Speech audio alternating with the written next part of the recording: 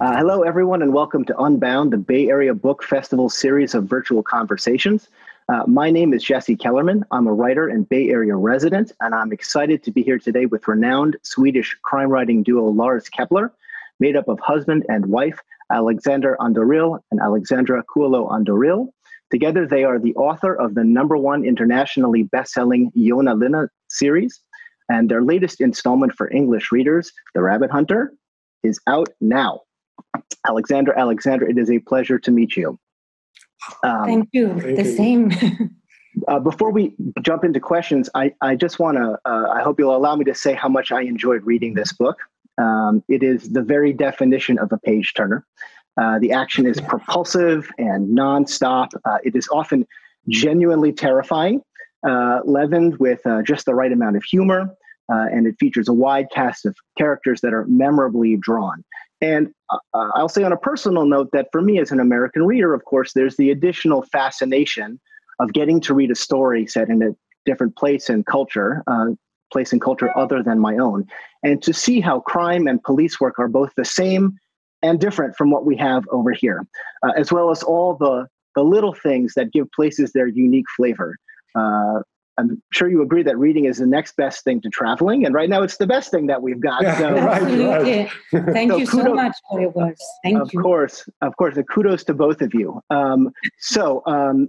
Let's launch right into the questions. This book, like the others in the series, features as a protagonist Detective Jonna Linna of the Swedish National Crime Unit. So I was hoping for readers who might not be totally familiar with what the National Crime Unit is, maybe you can briefly explain the role that it plays in Sweden, what its mission is, and how it fits in with the other law enforcement agencies.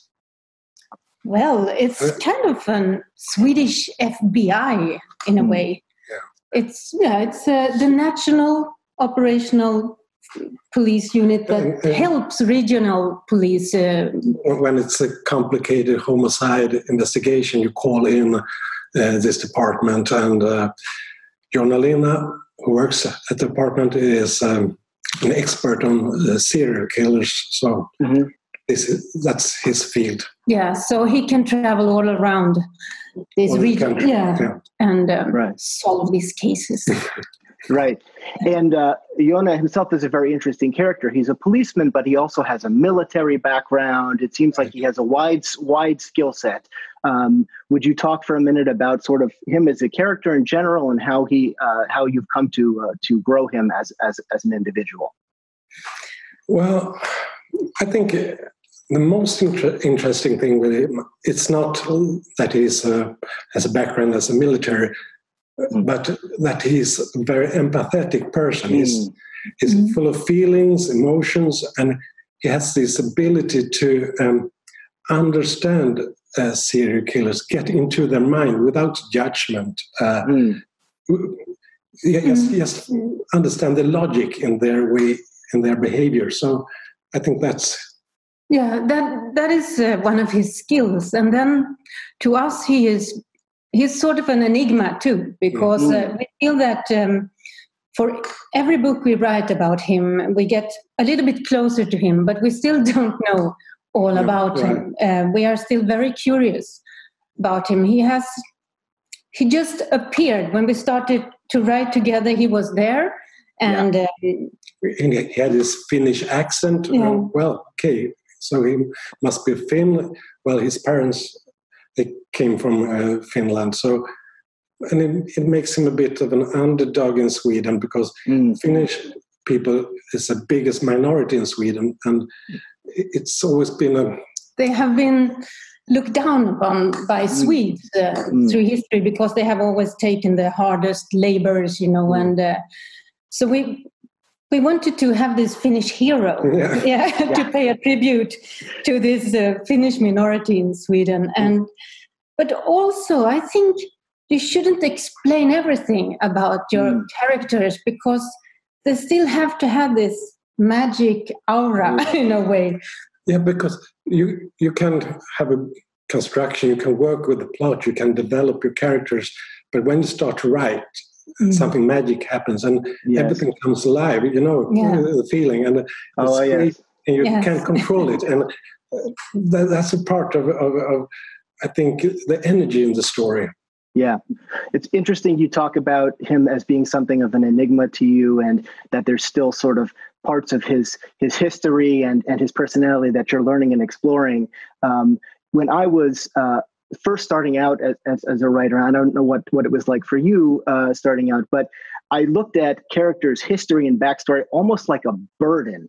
Like, how can I get all this information in so that readers will understand? But as I've matured, I've come to look at that part of a character story as a gift. Mm-hmm. It's actually a tremendous gift because you get the opportunity to lay it out and explore it, and it adds another dimension of mystery and suspense to the story. And that's actually a very wonderful thing to write a series as we do, because you have a lot of time to get to know your characters, and you can go really, really deep in their personality without slowing the pace down. So it's a great thing, I think. Mm-hmm. Yeah, and it doesn't have, as you say, it doesn't have to be done all in one shot. No. It can be done in these small scenes here and there that are, meaningful little tableau unto themselves. You talked about Yonah being empathetic, which is a very striking thing about his character, particularly because he's clear-headed and he's tough and he's very physically imposing, but he's also very, very nice. He's also a very nice guy, and it comes through in situations where he's talking to people who are in danger, who are traumatized or damaged. There's a real gentleness to his character that I think sets him apart as an action hero. Yeah, he has a big heart. Yeah. One of the sorry. No, it was very important for us to have this hero with a big heart, because there are kind of, we don't want to tell a story that is cynical or depressing. We still want to see this genre as an optimistic genre, right? Because everybody has this strong feeling of justice and injustice, maybe from childhood, and these stories are still. It's a journey from injustice to justice, from questions to answers, and so forth. And so it's an optimistic journey. I think it's a way to handle your own fears, actually, or reality, the life, how it looks.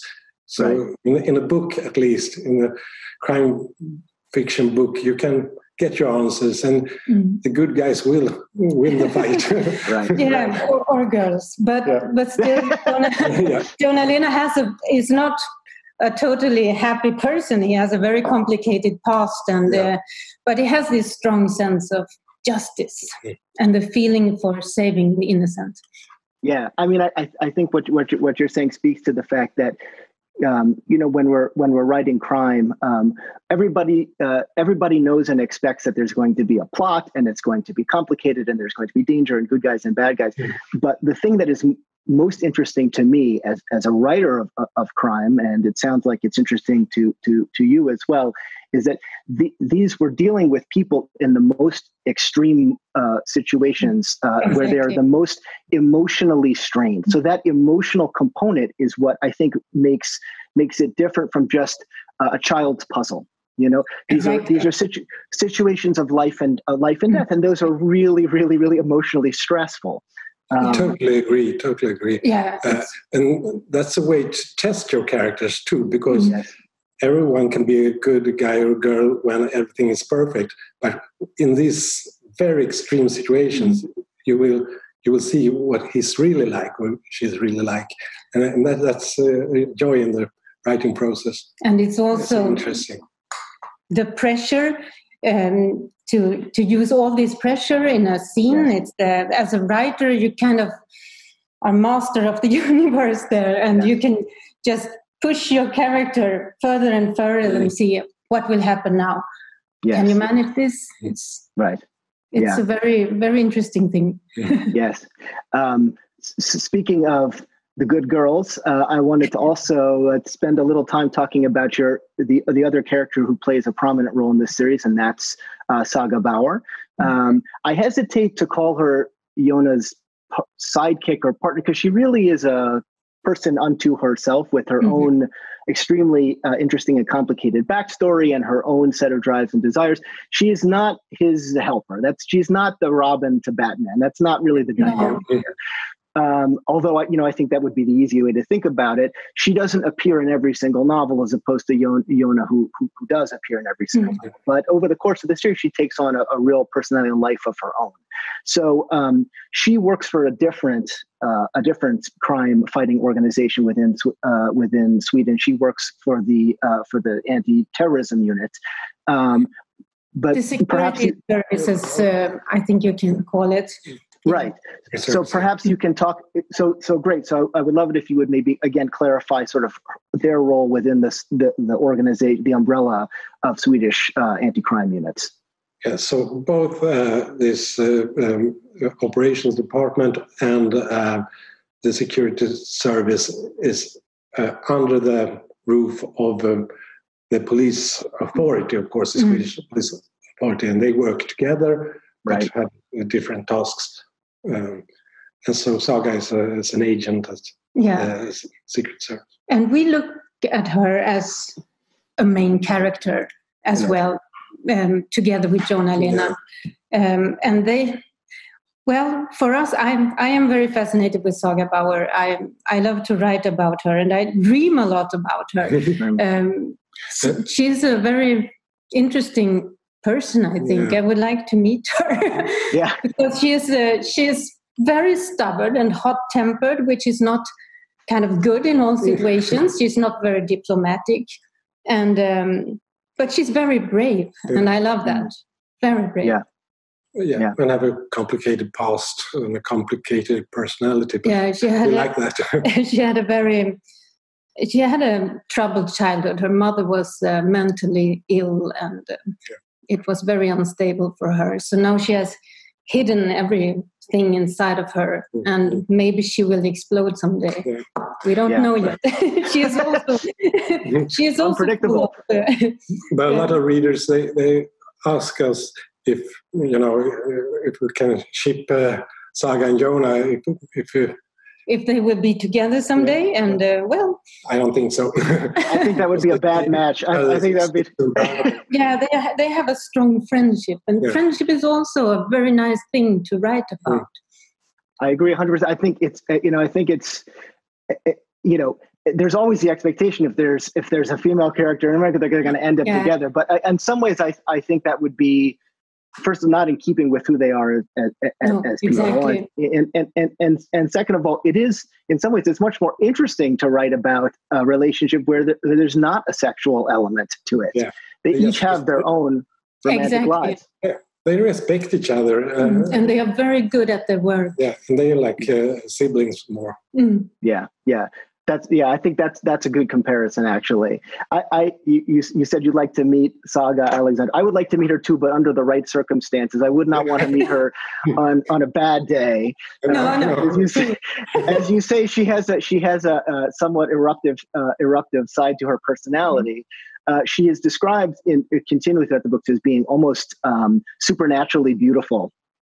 With long blonde hair, almost like a fairy or something like that. And yet she's also a champion martial artist and boxer. And as you mentioned, her past is very tortured. And I almost wonder sometimes reading about her if she gets into fights because she wants to have herself beaten up and be less beautiful. If there's some sort of subconscious desire to not be such a pretty girl, I don't think she looks at herself as pretty or anything. I think, and I don't think she's self-destructive in that way. She just. But it's annoying that people keep on talking about her looks. Yes, it irritates her. She just wants to do her work done. Right. And I think she has this. Feeling of being a very lonely person. So I don't think she cares about her looks at all. Right. I think like Jonna and like a lot of great action heroes, they're both extremely driven people. They're people who fix on something like a dog on a bone and just absolutely will not let it go in different ways, but they both have that same determination, which makes them a good team. One thing that I find really interesting about the structure of the novels is that although Yona and Saga they're always there providing sort of the skeleton to the story.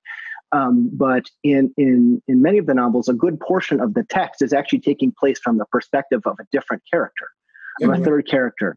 So in The Rabbit Hunter, that character is a chef named Rex Mueller. But it varies from book to book. In The Hypnotist, it's the hypnotist, et cetera, et cetera, et cetera. Mm-hmm. So as a writer, I find that such an interesting choice, as well as also like a very exhausting choice, because in some sense you're writing a new universe every single time. You have to start from scratch. You don't get to do what a lot of series authors do, which is lean very hard on your main characters. So I wonder if you could talk a little bit about that choice and what's behind that. Of course, it's exhausting, but it's also a lot of fun to create a new universe.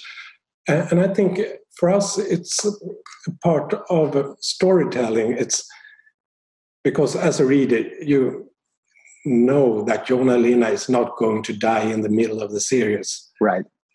But Rex might die. Right.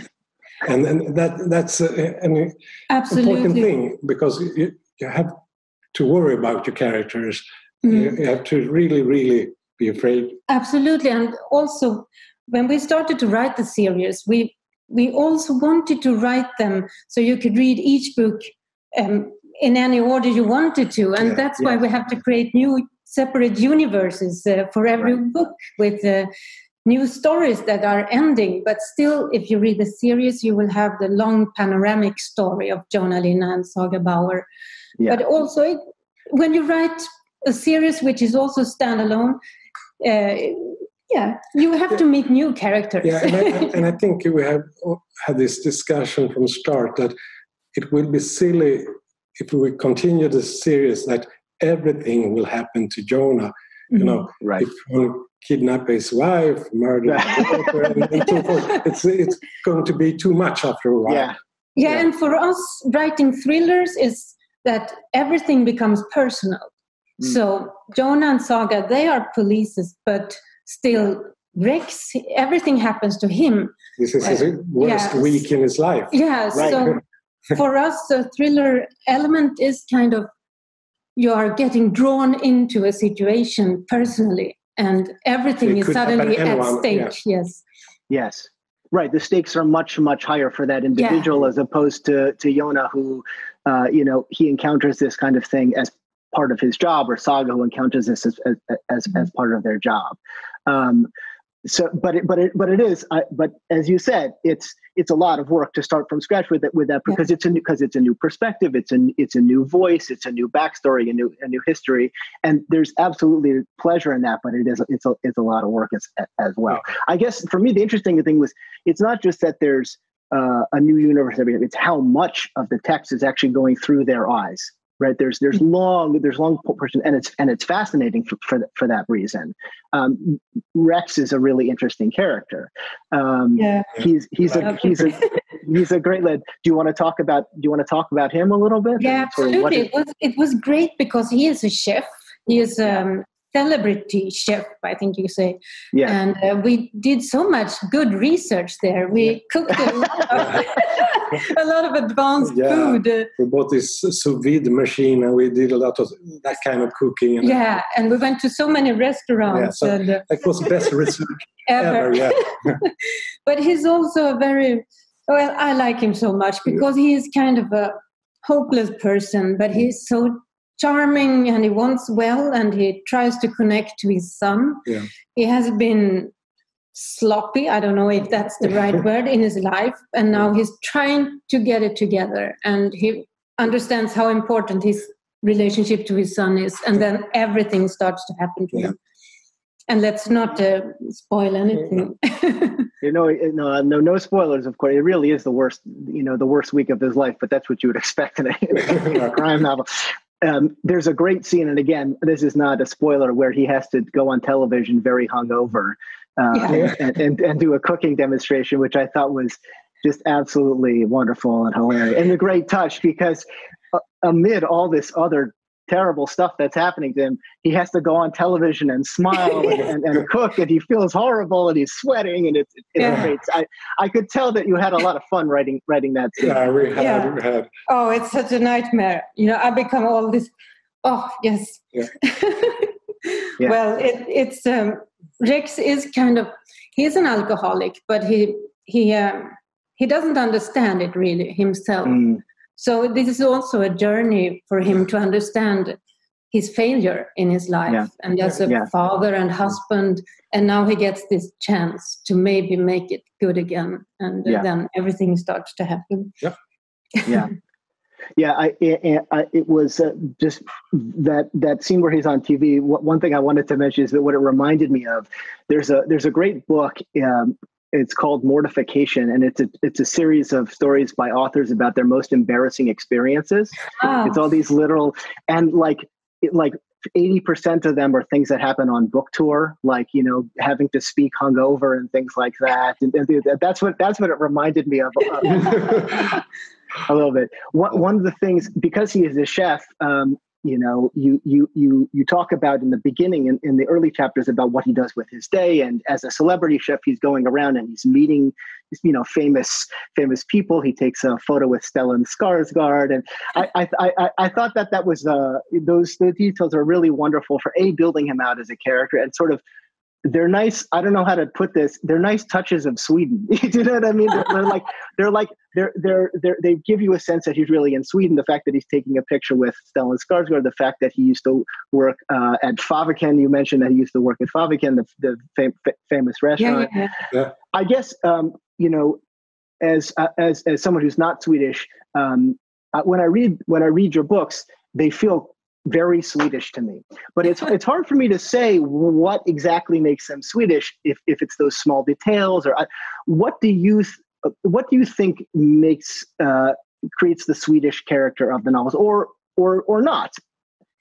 I don't know. Well, we have a very strong tradition of crime writing and crime reading here in Sweden, very, very strong. That goes back to the 50s, but still. I don't think our books are typically Swedish crime fiction, though but we have Sweden as the landscape. It's the surroundings, and people live in Stockholm, and the weather is terrible.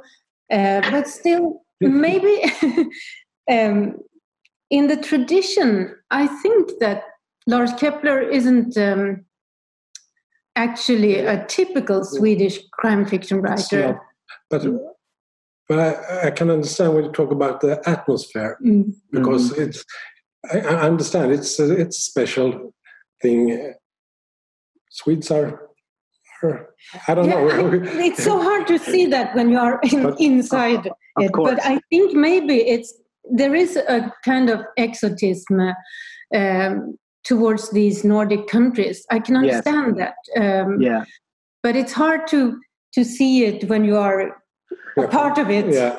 Of course. No, I mean, I don't look at myself as part of a movement or anything like that. I don't look at myself, and I'm an individual, right? And I'm writing individual books, and you're individuals writing individual books. I think it's odd, actually. I think it's weird that particularly, in America, when we talk about Nordic crime, we talk about it like it's this school, like you all went to the same school, which is absurd. It's totally ridiculous.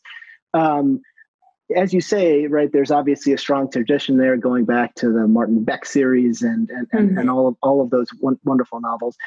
I think if there's anything that for me unifies it is things like the landscape and the weather, which plays such a large role. It's the theme, yeah. But it's I think there's also some element of there are cultural values that are present there that differ from cultural values in the United States or other places. Absolutely. Sure, it's the church has lost its power over Swedes. It's very obvious. It's nobody very goes secular. to church. And also, I think we still have the feeling here in Sweden that when a crime happens, it's not just one perpetrator. It's the society. It's a failure of the society itself. Right.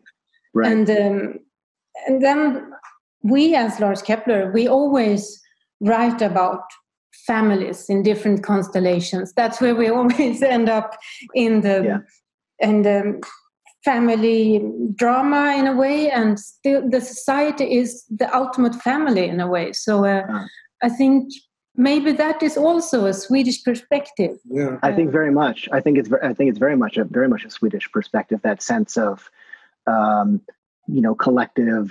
Everybody being. Because we're not really nationalistic in Sweden. Nobody's nationalistic, but we have a strong feeling, a sense for the society and to do things together. Right.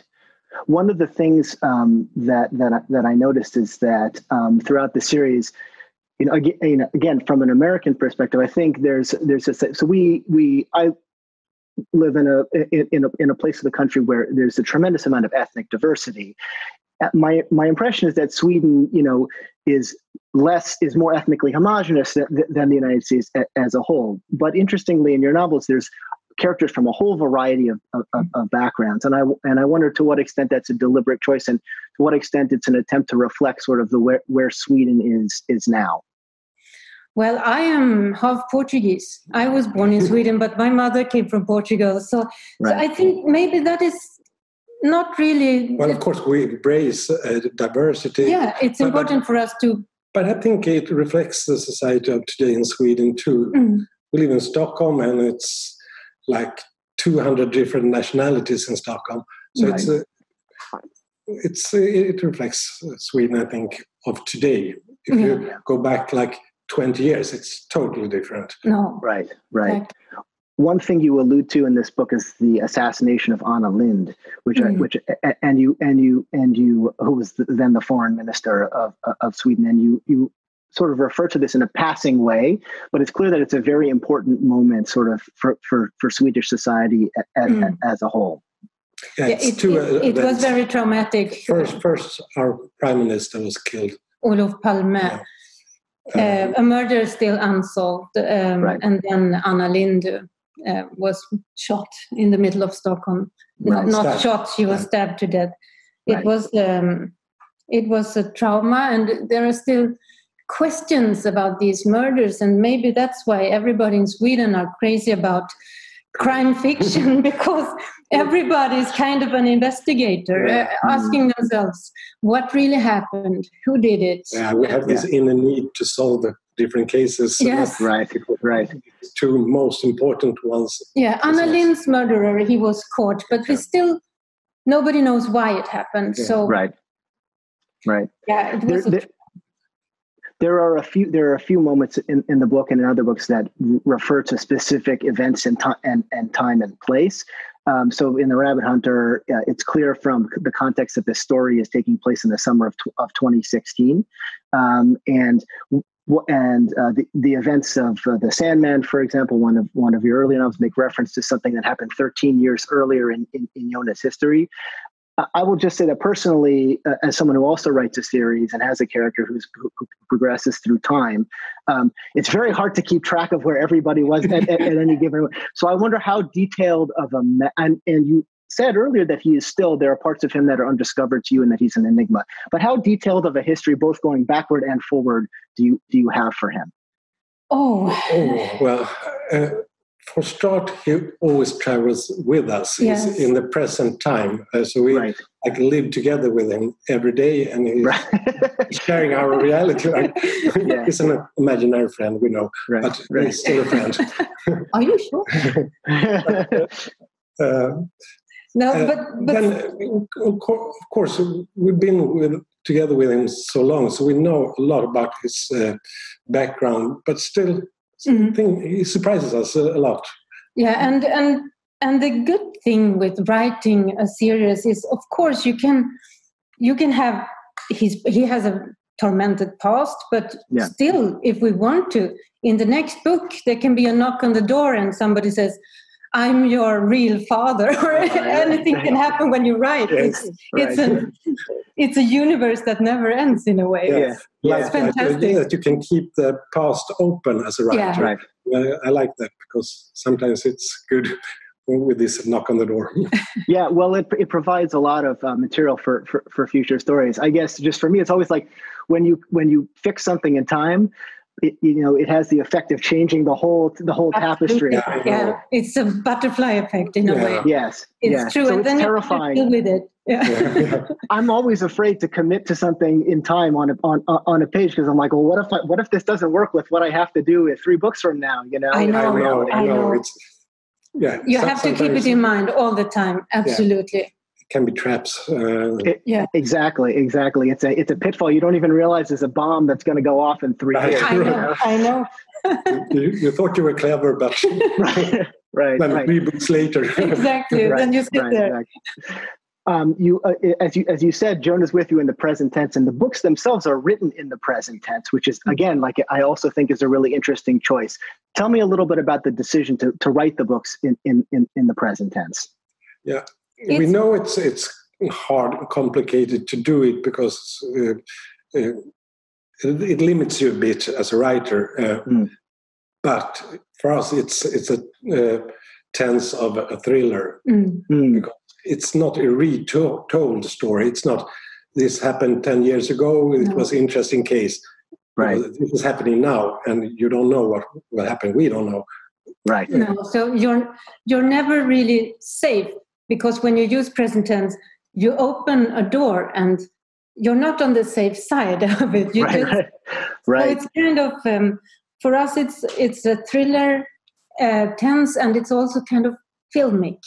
For us, it gives us a more intimate feeling of being inside a situation.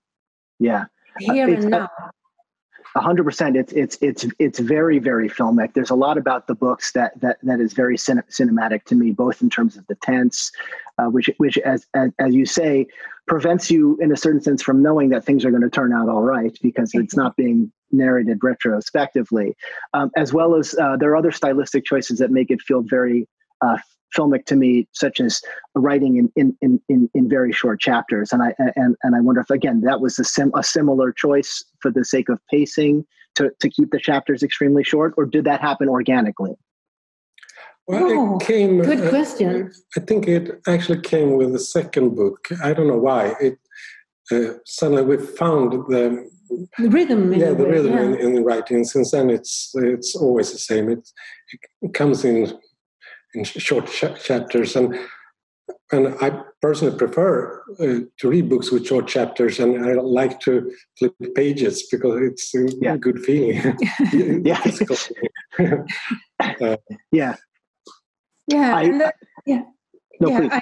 I think we always want to write the most exciting book ever, and the book that we ourselves would love to read, and with all the twists and turns. And I think the short chapters are a part of this this rhythm. We always, and as a reader, you can always read one more chapter if you're short. So, and it's kind of a lust in that, and you get, as when we were children and we read something and this hunger of reading started inside of us. It's kind of the same with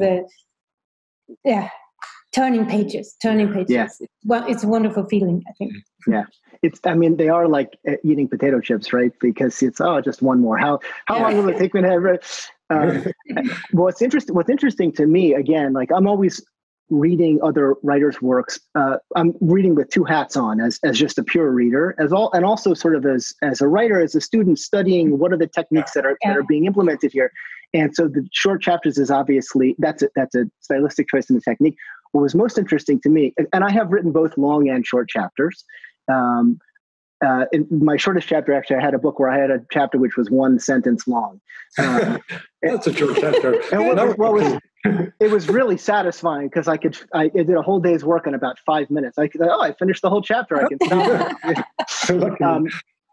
But what's interesting to me about sometimes you choose to break the chapter in what for me is a very unexpected place. It's not just that it's short; it will break in the middle of a conversation, and then the conversation will resume in the next chapter. It's almost as though like you're setting us up to have an expectation and then dashing it against the ground, which is what a thriller is supposed to do, right? That's exactly what a thriller is supposed to do. So I think it's very, very effective for that reason. As I mentioned, it must be satisfying to be able to say to write a short chapter and feel like, oh, I've accomplished something. I'm good for the day. Yeah. And also to see the numbers, the chapter numbers go up to 130, which is incredible to me.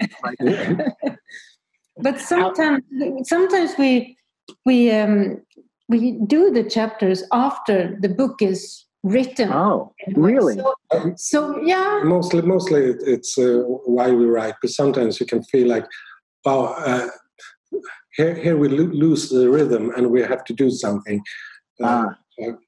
So I think it's kind of a feeling we have in a way. Yeah, just sort of like music. Yeah, it's like music in a way. Like music, exactly. It's this is the moment to change the rhythm or to change the tempo. You just feel it. Yeah, exactly. I know, but I learned a lot from seeing where those breaks, where you choose to make those breaks. That was really interesting for me. In terms of your work schedule and your productivity, how many what is your schedule on a daily basis collaborating? Do you work a certain number of hours? Do you write a certain number of words, or does it just happen the way it happens? Well, we write every day, actually. Okay. So when we get up, we have a cup of coffee and then we start to write. Yeah, and we have 3 children, so usually they decide when they come into school. It's when it's time to cook for dinner and so. But now they are getting kind of grown up, so we can write more and more. Right. It's a passion, and it's more like when to say stop. This is a day. Now we have to make dinner or go shopping groceries or something. So it's more like, okay, now we stop, but we can still continue to talk about the plot. We can, since we go and shop together, we continue to talk about the plot and the characters, and then we cook together and we continue to talk. And it's pretty annoying to our children sometimes. I was gonna ask. But they're used to it. So yeah, we are always there. We work at home, so they are used to us. And they have no respect in that sense. They just walk into our study and talk, and so it's good. Which is as it should be, right? They're the kids. I write individually. I write in collaboration with my father, but I also grew up with 2 parents who are writers, so I can understand their perspective. Right? The kids, you still became a writer. That's good. I know. That's a good sign. It's incredible. Well, I mean, but for kids, right? Your parents don't matter. Your parents aren't cool, right? What your parents are doing is not interesting. Even if they're really interesting, even if everybody else they're interesting people, right? They're still your parents. So and that's it. Yeah, and I think one of our middle daughter, she realized just the other week or so that she's 18. Yeah, other people, they don't work every day. They have weekends free. So she thought that, being a grown-up, you need to work every day in the week. You are never all free. Summer, because she has always seen us work. Right, right. And you're always home, and you're always together, right? So it's not a real work anyway. So. No. Yeah, exactly. So I don't want to be intrusive, but what are the things that you don't do together? What are the things that individually you sort of keep for yourselves? Well, if anything, maybe the answer is nothing. Nothing. No, it's not much. No, we just love to do everything together. Alexander is my husband and my colleague, but he's also my best friend. And we do everything. We cook together and go shopping together, and we always talk. I think our discussions are also very, very important for our lives. It's the key to our whole life, actually, not only the writing process, collaboration. It's important.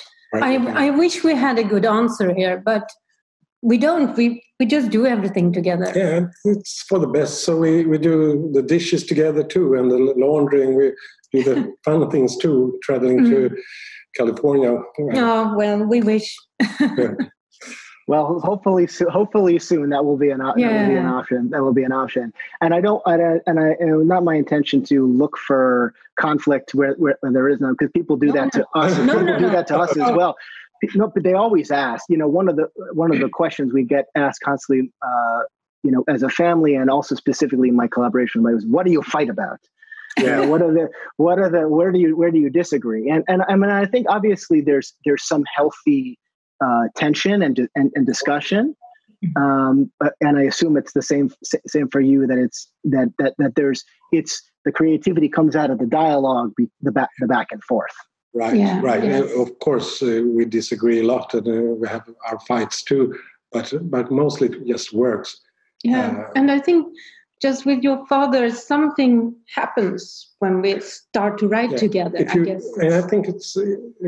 With family, you can really trust each other, and I think that's important when you share the writing process, because it's sensitive. It's easy to hurt somebody, and the creativity is you have to take care of.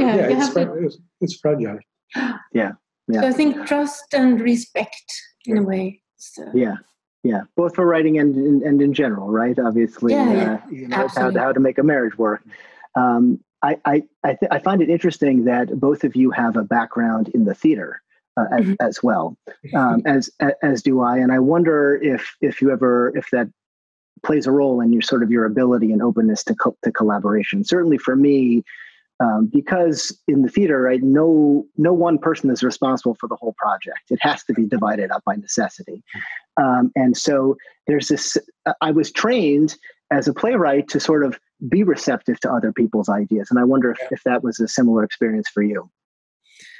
Absolutely. And I think reading, writing, and acting, since I have a background as an actress, it's kind of similar, because it's about going into the text and make it come alive in a way. Mm-hmm. And in the theater, you need to understand all the different characters' point of view, because if you are going to be a perpetrator on a play, you have to see the logic of this character. So it's a very good thing. It helped us to understand, to take care of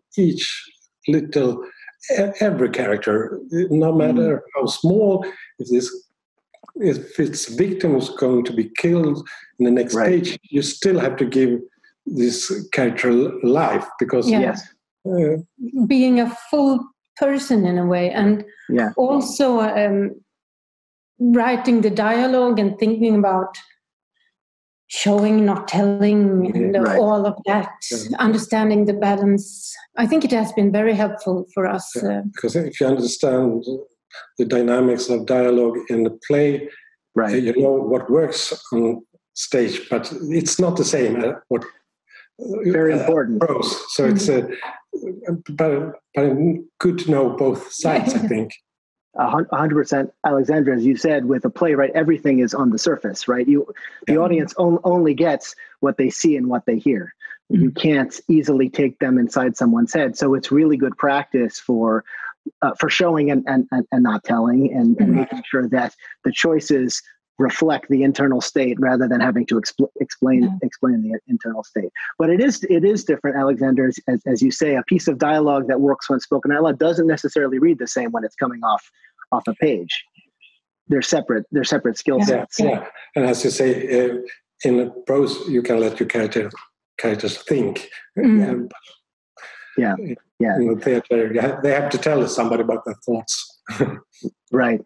One thing I read is that when it comes to the fight scenes, that you actually physically act the fight scenes out. Is that true? Well, it's difficult to write fighting scenes because they physical. Because they have to be clear. You have to understand what happens. And Alexander has a background as a Thai boxer. So a Thai boxer for many years, and so I think I have this. In my body, I know fighting. Well, I don't have it naturally. So we make it slowly. It's actually the only thing that is not equal in our Yeah, I always get to be the bad guy. I'm always going to win because I'm going to win. So I'm always sneaking out there with a knife or something. And then I have to try to take the knife. Yeah. So, but we are very, very slow. It's careful. It's kind of. I would hope so. It's understanding the directions and the dynamics of fighting, because we really want to write physically. We want to write it as if. And it's a challenge. Yeah, it's a challenge. I mean, I totally understand to get across how things move in space on a page is an enormous. But the strength of a book, as opposed to a play, right, is that you can go into character's head and spend time there. Yeah. Yeah. But then, to describe how somebody's hands are moving is very, very difficult. It's an order of magnitude more difficult than to talk about what's in their head. I agree. Yeah. I think I don't think I'm giving much away here, but when I say that that the Rabbit Hunters, well, they're violent books. There's a lot there's a lot of physical violence, and I wonder if that's difficult to write together, or if it's stressful, and how you're relating to each other when you're talking about occasionally some very brutal crimes. Yeah. What that's like for you. Well, we want our stories to feel authentic, so. This is the way it looks. It's the way it goes. But sometimes, we have to to walk away from the computers and take some deep breath, because it's we shock ourselves and each other sometimes. Yes, but it's about you have to go into it. It must, because violence can never be to us cool or nice or romantic or cynical or something. It's authentic. Violence is always awful. It's horrible, and we want it to stay like that. And so I think it's about our hate to violence. Yeah, right. And I think you write these books not because you like violence, but because you are afraid of it and trying to understand why it exists. And why these choices are made. And humans are capable to do such a fantastic things to each other, but they're also capable to do the most horrible things. And to understand what to be human, it's all about that. Yes, I think what scares us the most is just lack of mercy in a way, and that's what we have to examine and try to have these people like Jonah Lynn and Saga Bauer who aren't afraid like we are, and they go right into the fire, and they never give up, and they are always on the victim side. But they still. But they're not superheroes. No, they're not superheroes, and the perpetrators. We never want to write about them as monsters, they're born evil or something. It's much more interesting to see, why did this happen? Why was this the most logical choice for you right now to do this to another person? Because the perpetrator doesn't see him or herself as a monster. You don't walk around the streets and think, I'm a monster, and now I'm going to do monstrous things. You have your logic, you have to do this. And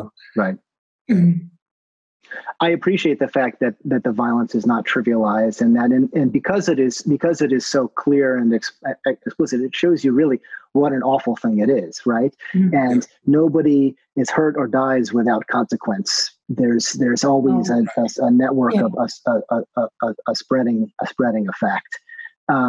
So I absolutely appreciate that. But as you said, like, I'm sure it must be.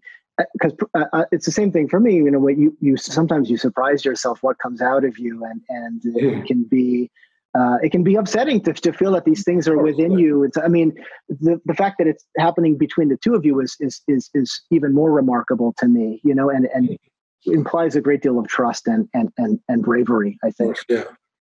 And then you have created this world with all these characters, and you could protect them, but you don't as a writer in this genre. And it's kind of a strange thing too. And I think maybe that's why we have to go out and have a So they take some fresh air or something. Yeah.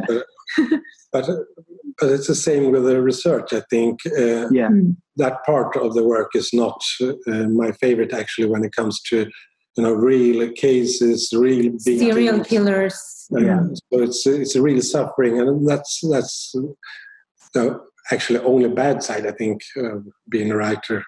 Right. Yeah, when you do research about real victims and real perpetrators. Right. Yeah. You can't change the ending there. That's no, that is exactly. What it is. It stays with you. Yeah. We have time for maybe a couple more questions. I did want to ask you a little bit about your research process, both in terms of, obviously, you've studied real cases, but also I was curious to know how you do research in terms of how the police operate, and if you have and what so here, because we have so many different law enforcement agencies, there's real differences in the culture of each agency and how willing they are to help you. So in my experience, certain places, you call them up, you say, I'm a writer, I want to talk to you, and they're very happy to talk to you, and they'll bring you to the office. And some places just slam the door in your face. So I wonder what that's been like for you learning, because I am not a police officer, you are not police officers. No. So you've had to learn about that. So maybe you can talk for a little bit about that. Yeah, you have to have a lot of good contacts. And I think it works very well. The only actual problem is the security service, Secret Service, because they are so secret. Yeah. So the door is closed. They never tell anything. Right. But also medical contacts. We have a lot of contact with doctors. Yes. Clearly. Yeah. And now, since we have written all these books now, we almost read everything that they read, the forensic materials. And so we have become kind of understanding these terms and everything better and better. But we always have our contacts that will check everything, because it's important that it's authentic. Yeah, but you want to make the research ourselves, because it gives the story a lot. The more you learn, the more you can develop the story in different directions. But of course, they're always really experts, and so with the Rabbit Hunter, we were at this maximum security prison, and it was it was really, really interesting, because of course you can Google a lot, but when you are there. No, there's no substitute. No. You feel the smell, you feel the rhythm in the corridors under the ground with all the security stops. And so it's... It's kind of, it gives you something that you need to be present physically. So research is 100%. Is very important for us, but I was very happy that I was with Alexander. All these people locked in, and the frustration and the sadness and all bad choices. Really heavy. Yeah, it was heavy. Yeah, no, I agree. There's absolutely no substitute for going to a place like that. I've been as well in the course of my research to prisons and to jails, and it's just such a sensory experience, as you say. All the small things, the smells, and the quality of the light is different.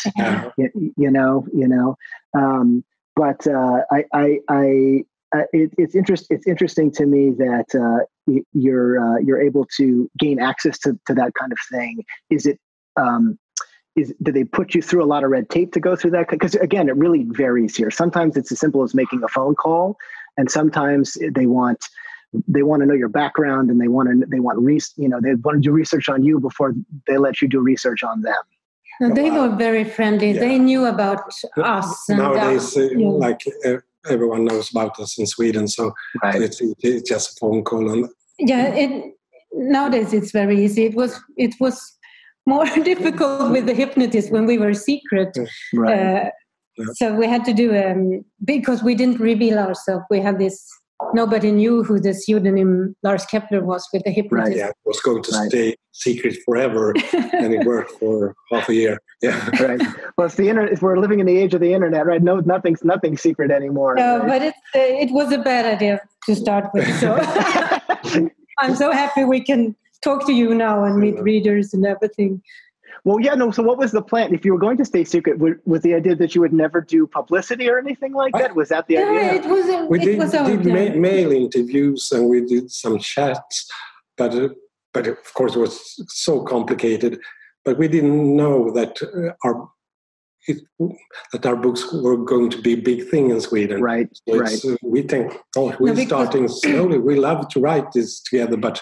Yeah, and we were also already writers, quite known in Sweden, but as individuals. Yeah, so when we started to write together, we felt that a third writer, Lars Kepler, it was the key for our collaboration in a way, to merge our voices together. Right. And then, by some reason, we wanted to be secret. Something happened with this. Do you see us? I see you. Yeah. Okay. Something happened. As you said, you never know that the first book in any series is going to be the first book in any series. You never know what it's going to turn into, so it's very hard to account for that reality. I guess from my perspective, I'm glad that you were outed, so to speak, because it gives me the opportunity to talk to you here today, which otherwise I wouldn't have. The same way. So it was such a nice conversation. Yeah. Thank you. Nice to see you. I'm so grateful. We are so looking forward to read your books. Yeah. Well, let me know when you're next on your way to California. Hopefully, very soon, and we'll sit down and we'll act out a fight scene together. Let's do that. Very slowly. Very, very, very, very slowly. Just to wrap up here, I just want to say thank you for joining us here today. When we're finished, there's going to be a link where you can buy The Rabbit Hunter, as well as any of the other installments in the Joona Linna series, and you can have them shipped directly to you. So thanks very much again. I'm Jesse Kellerman, and you have been watching the Bay Area Book Festival Unbound.